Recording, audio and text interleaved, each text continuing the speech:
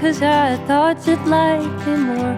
If I look like the other prom queens I know that you loved before, tried so hard to be everything that you like, just for you to say you're not the compliment type. I knew how you took your coffee and your favorite song by heart. I read all of your self-help books so you'd think that I was smart. Stupid, emotional, obsessive little me. I knew from the start this is exactly how you'd leave. Not someone more exciting. The next second you were gone, and you left me there crying, wondering what I did wrong. Always say I'm never satisfied, but I don't think that's true. 'Cause all I ever wanted was to be enough for you. All I ever wanted was to be enough for you.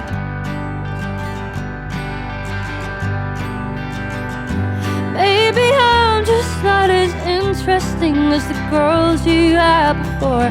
But God, you couldn't have cared less about someone who loved you more. I'd say you broke my heart, but you broke much more than that. Now I don't want your sympathy, I just want myself back before you found someone more exciting. The next second you were gone, and you left me there crying, wondering what I did wrong. Always say I'm never satisfied, but I don't think that's true. 'Cause all I ever wanted was to be enough for you. All I ever wanted was to be enough. Don't you think I loved you too much to be used and discarded? Don't you think I loved you too much to think I deserve nothing? But don't tell me you're sorry, boy. Feel sorry for yourself. 'Cause someday I'll be everything to somebody else, and they'll think that I'm so exciting,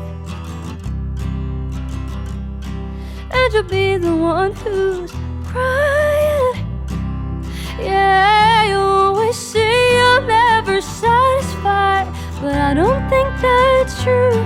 You always say I'm never satisfied, but that's not me, it's you. 'Cause all I ever wanted was to be enough, but I don't think anything could ever be enough for you.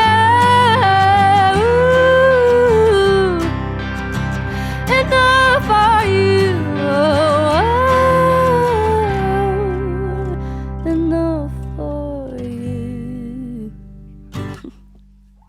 So that was a fun session. It had its own set of challenges because Juno had never recorded the song before. She just goes out and plays it acoustically. It's one of her favorite songs. That's the first thing. And she isn't really used to playing to a click. So we did a completely wild acoustic track and then she sang over it. Then I had to, if we zoom in here, create a tempo map. And it fluctuates a lot. But because I wanted to do guitar overdubs and a bass overdub, so we could compare how the compressor works on the vocal, on the acoustic, and on the electrics, we needed a tempo map. There was absolutely no way I was going to read the mind of Juno. Maybe if we were in a band together for a couple of years, and you can work off each other and you know where somebody's going to push and pull. But that wasn't the situation here. So I created this tempo map. There's also a click track, obviously, that I was playing along to. And of course, if you download the multi-tracks and you want to do your own overdubs and do your own experiments, we'll print the click track for you as well. So you have a separate click track there to play along with. So without further ado, let's have a listen. I can give you an opinion, but why don't you listen first and you tell me what you think. Here is Juno's vocal on the warm audio. Here's without reverb. I wanna make up when we dated, 'cause I thought you'd like me more. If I looked like the other prom queens I know that you loved before. Let's go to the 1176. I wore makeup when we dated, 'cause I thought you'd like me more. If I looked like the other prom queens I know that you loved before. So I've set it here, so one solo cancels the other. And I'm not going to talk for a bit, and we're going to go back between them so you can make up your own mind. Now, of course, you can download these multi-tracks, listen to it in your own environment, and you decide what you think is better. Is there a difference? Is it enough of a difference? You tell me. I wore makeup when we dated, 'cause I thought you'd like me more. If I looked like the other prom queens I know that you loved before.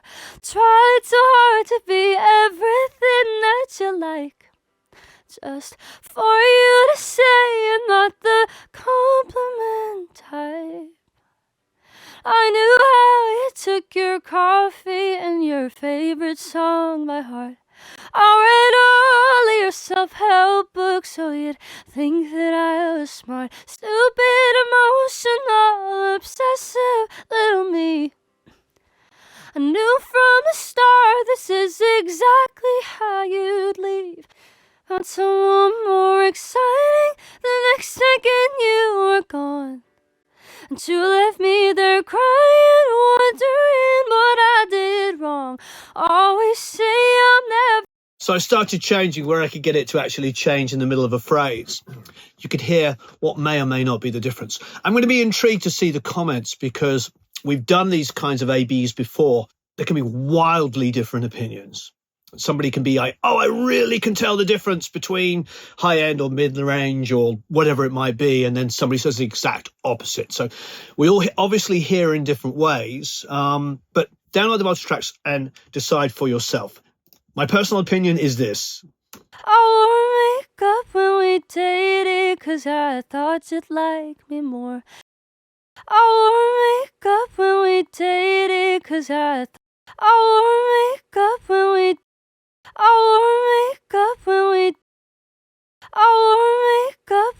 did. Let us go to the acoustic guitar. So I've got the Adapter Audio Metric AB plugins open here. The top one is the 1176. The bottom one is the Warm 76, both coming off the Warm 67.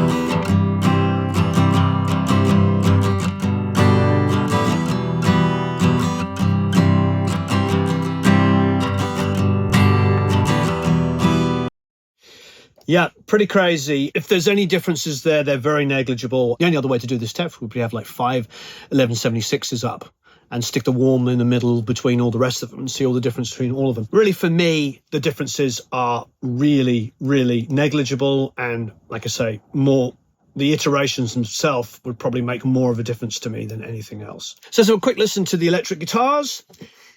I have a bias here. I felt like I enjoyed the sound of the electric guitar a little bit more on the Warm when we were printing. And I think that's just because the transient, the way I had it set, was the transient was just poking its head through ever so slightly faster, which meant that the arpeggios I were playing just had a little bit more of a sparkle.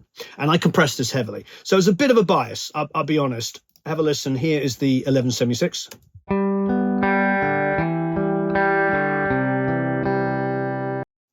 The same thing on the Warm.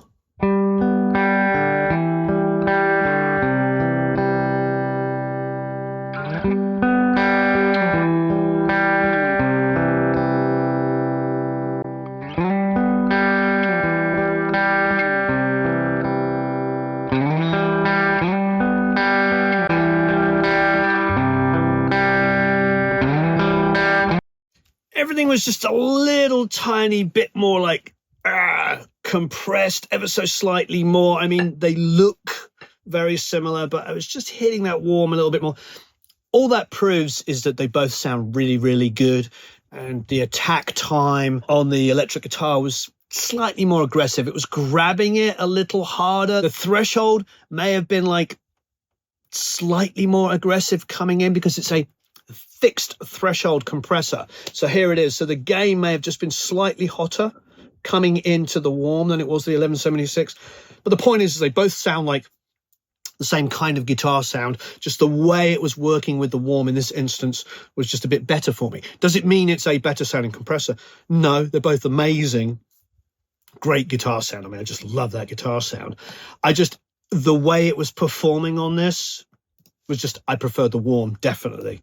Let's go to the other guitar part. Start with the 1176.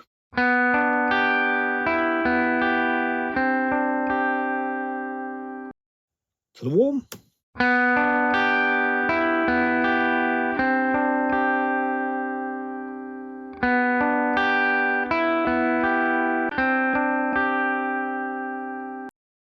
Once again, differences are very negligible, and I'd be happy with either. And I think that might be the overall response to this.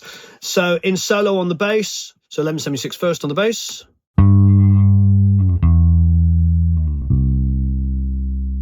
The warm.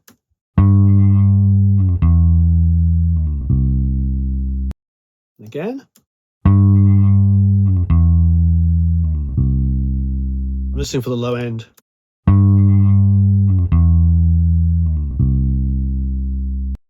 Incredibly similar. Again, download the multi-tracks, find out for yourself. I've heard greater differences between different versions of 1176s. That's my simple answer. If we were to put 5 different, E's, D's, F, G's, whatever it is, if I put all those, the differences would be much, much greater than that.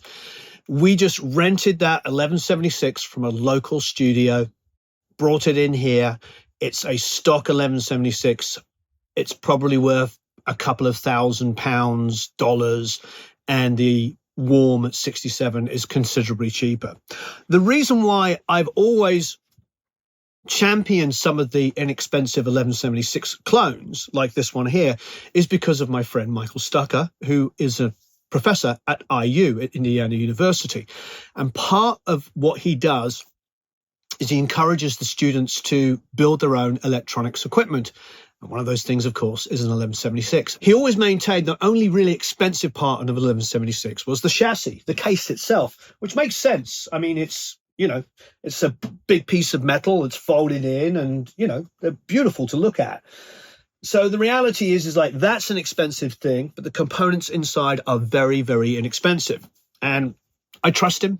He's a very, very smart guy. He's a professor. He's an electronics engineer, as well as being a world-class engineer, audio engineer himself. I definitely want to challenge you to download the multi-tracks and see what yourself. Now, the only things I would say that were differences to me that didn't make a difference in the performance was simple things. It's like the way each machine is calibrated. Like, again, I've been in studios where we've had 8 1176s going, and I could put the same signal for each, and the calibration would be all over the place. I mean, it's vintage equipment, and between a reissue one and a older one and whatever, the calibrations are always completely different. The release time felt exactly the same to me. In my humble opinion, the release time was completely and utterly consistent.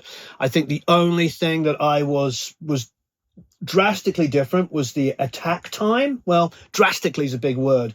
I went faster on the dial of the warm to match it with the original 1176. And the other thing is that the input was quite close. I got it fairly close. I was more playing with the attack time to get it to grab the same. The output, though, was completely different. The output of a modern unit like this is dramatically different. You can get a lot more output if you want.